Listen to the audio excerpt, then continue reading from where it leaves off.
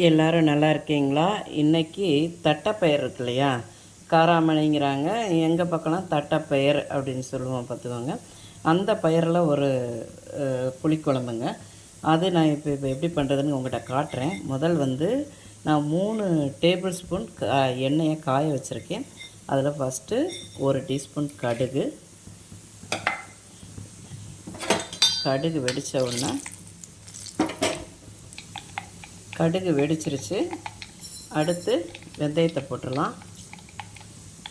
வெந்தயம் பொரிஞ்சதும் கருவேப்பிலை போடலாங்க. கருவேப்பிலை என்கிட்ட இல்லை, அதனால் நான் கருவேப்பிலை போடலை.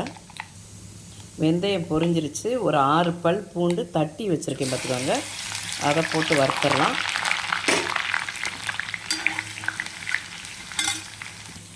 பூண்டு நல்லா பொன்னிறத்துக்கு வந்துருச்சு. ஒரு 10 சின்ன வெங்காயத்தை நான் 2 கட் பண்ணி விட்டுருக்கேன். பெரிய பெரிய வெங்காயம், சின்ன வெங்காயம். குட்டி குட்டியாக இருந்தால் கொஞ்சம் கூட போட்டுக்கலாம். இதுவும் நல்ல பொன்னிறமாக ஆகணும். வெங்காயம் ஓரளவு வதங்கிருச்சுங்க. இப்போ இதுக்கு நான் அதாவது 100 கிராம் தட்டைப்பயிருக்கு நான் சொல்கிற அளவுகள்லாம் பார்த்துக்கோங்க. இப்போ வெங்காயம் ஓரளவு வதங்கிருச்சு. இப்போ ஒரு பெரிய எலுமிச்சம்பழம் அளவு உள்ள ஒரு தக்காளி பழத்தை கட் பண்ணி வச்சுருக்கேன். இதையும் நல்லா வதக்கிடலாம். 100 கிராம் தட்டைப்பயிரை வறுத்து நான் சட்டியிலேயே தான் போட்டு வேக வச்சேன் பார்த்துக்கோங்க. தட்டைப்பயிர் வெந்திருக்கு. அதுக்கு ஒரு எலுமிச்சை அளவு புளியை கரைச்சி வச்சுருக்கேன். அதையும் இதில் ஊற்றிடலாம்.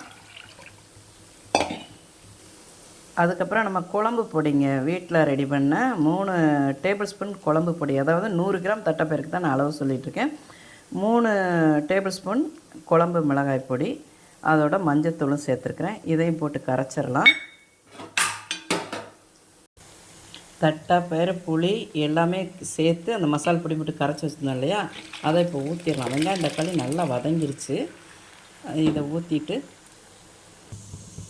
இப்போ நம்ம தேவையான அளவு உப்பை போட்டுடலாம்.